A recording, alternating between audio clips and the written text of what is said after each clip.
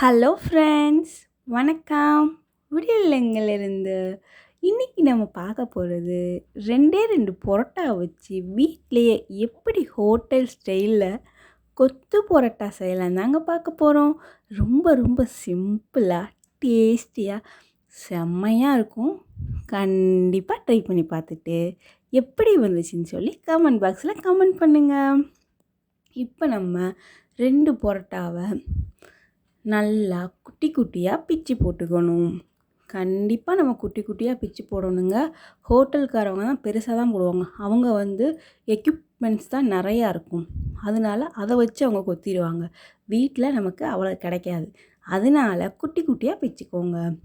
அடுத்து கடையில் வாங்கின சால்னா ஒரு டம்ளர் வைஸ் சொல்லணுன்னா ஒரு 300 கிராம்ஸ் குழம்பு இருந்துச்சுன்னா கரெக்டாக இருக்கும். இந்த 2 பரோட்டாக்கு நம்ம நார்மல் கல் தோசை தான் ஊற்றுவோம் பார்த்தீங்களா, அந்த தோசை தவாலாம் செய்யலாம். ஏன்னா நம்ம நான்ஸ்டிக்கில் செஞ்சோம்னா அது நம்ம கொத்தும்போது அந்த நான்ஸ்டிக்கில் ஸ்க்ராட்ச் உள்ள வாய்ப்பு நிறையா இருக்குது. அதனால தான் இப்போ நார்மல் தோசைக்கல்லை நல்லா சூடு பண்ணிவிட்டு ஒரு மீடியம் சைஸ் 2 வெங்காயத்தை குட்டி குட்டி குட்டியாக நறுக்கிட்டு ஒரு கைப்பிடி அளவு கருவேப்பிலையை நல்லா இது மாதிரி நல்லா பிச்சு போட்டுக்கோங்க. அதுக்கடுத்து நான் கடலை எண்ணெய் தாங்க யூஸ் பண்ணுறேன். இந்த 2 பரோட்டாலேயே நம்ம எண்ணெய் ஊற்றி பிசைகிறனால அந்த பரோட்டாலேயே நிறைய எண்ணெய் இருக்கும். அதனால ஒரு 6 டீஸ்பூன் ஊற்றினாலே போதுமான அளவுங்க. எப்பயும் போல் ரெகுலராக யூஸ் பண்ணுவோம் பார்த்தீங்களா, அந்த ஸ்பூன் ஊற்றினாலே கரெக்டாக இருக்கும். அந்த எண்ணெய் பரவலப்படுறதுக்காண்டி லைட்டாக கிளறி விட்டுட்டு இப்போ 1 டேபிள் ஸ்பூன் கிட்ட உப்பு சேர்த்துக்கோங்க. வெங்காயத்துக்கு தேவையான அளவு உப்பு சேர்த்துக்கோங்க. ஏன்னா சால்னாலேயும் உப்பு இருக்கும், பரோட்டாலேயும் உப்பு இருக்கும். நம்ம வெங்காயம், தக்காளி, முட்டைக்கு மட்டும் தான் உப்பு சேர்க்குறோம். அதனால் கரெக்டாக சேர்த்துக்கோங்க. அடுத்து லைட்டாக பிங்க் கலரில் நல்லா வதங்கி வந்த உடனே ஒரு மீடியம் சைஸ் நல்லா பழுத்த தக்காளியாக பார்த்து இது மாதிரி குட்டி குட்டியாக நறுக்கி அதையும் சேர்த்து 2 வதக்கிக்கோங்க. அடுத்து எல்லாத்தையும் சென்டர் ஆக்கிட்டு நம்ம 2 பரோட்டா எடுத்துருக்கோம் இல்லையா, அதுக்கு கரெக்டாக 3லேருந்து 4 எக் போடலாம். 3 எக் போட்டிங்கன்னா கரெக்டான அளவு தான். இல்லை எக்ஸ்ட்ரா உங்களுக்கு தேவைனாலும் 4 கூட போடலாம். அதனால் ஒரு ப்ராப்ளம் இல்லை. இந்த மாதிரி போட்டுட்டு அதுக்கு தேவையான அளவு முட்டைக்கு தேவையான அளவு உப்பு போட்டுட்டு நல்லா கிளறி விடுங்க. கிளறும்போது எப்படி கிளறணும்னா நல்லா சென்டரில் இருக்கிறத நல்லா கிளறி விட்டு லைட்டாக ஒரு 1/4 வேக்காடு நல்லா வெந்து வந்த உடனே தான் சைடில் இருக்கும் பார்த்திங்களா வெங்காயம், தக்காளி, அதை கொஞ்சம் கொஞ்சமாக அந்த முட்டைக்குள்ளே சேர்க்கணும். மொத்தமாக சேர்த்திங்கன்னா கிளற ரொம்ப கஷ்டமாக இருக்கும்.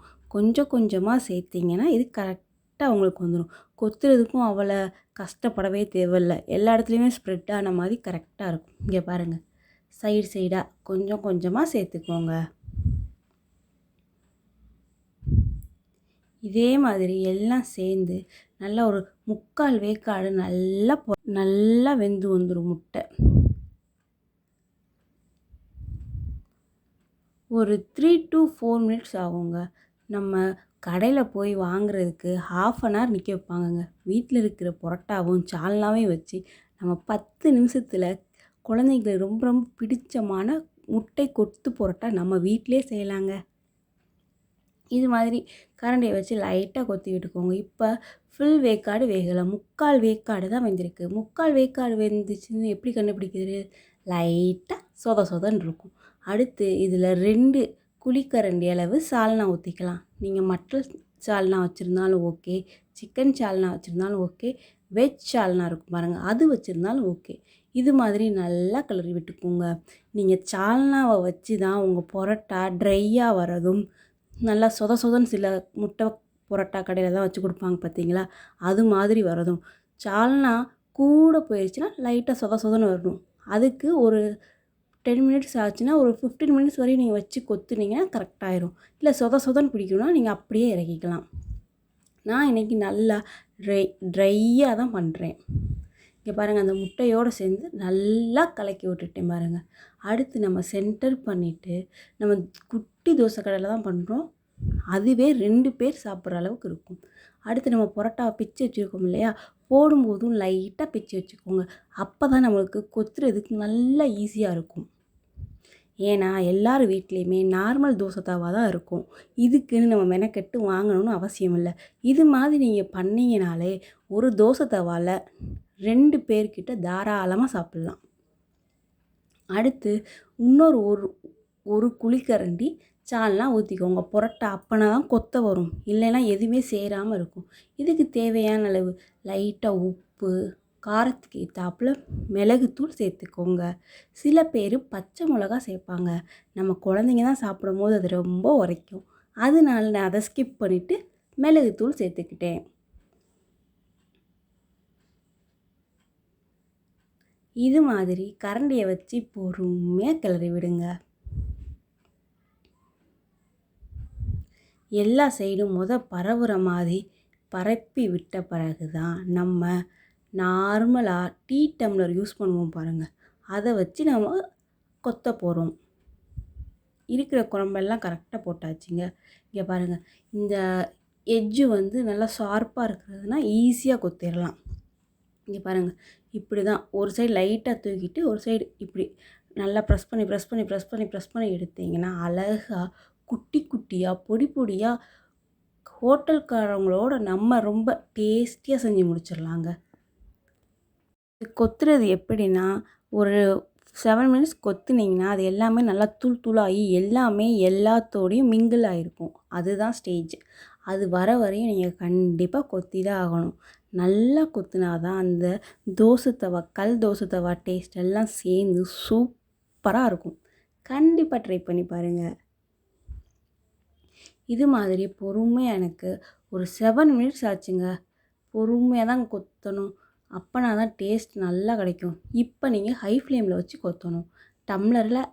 டம்ளரை அதுலேயே வச்சிடாதீங்க, கை சுற்றும். நீங்கள் 2 டம்ளர் கிட்ட எடுத்து வச்சுக்கோங்க. ஒரு டம்ளர் சுடும்போது இன்னொரு டம்ளர் யூஸ் பண்ணிக்கோங்க. எனக்கு பழக்கனால நான் ஒரு டம்ளரை வச்சே தான் கொத்துறேன். இதெல்லாம் சின்ன சின்ன டிப்ஸு ஃபாலோ பண்ணி செஞ்சிங்கன்னா அப்படியே 100% நம்ம ஹோட்டலில் வாங்குகிற மாதிரியே முட்டை புரோட்டா நம்ம வீட்டிலையே செய்யலாங்க. நான் ஸ்கிப் பண்ணாமல் தான் இந்த வீடியோவை உங்களுக்கு அப்லோட் பண்ணியிருக்கேன். இருந்ததுக்கு பெருசாக இருந்ததுக்கு இப்போ எவ்வளோ தூளாக இருக்குன்னு பாருங்கள். அவ்வளோதாங்க, எல்லாமே தயாராகிடுச்சுங்க.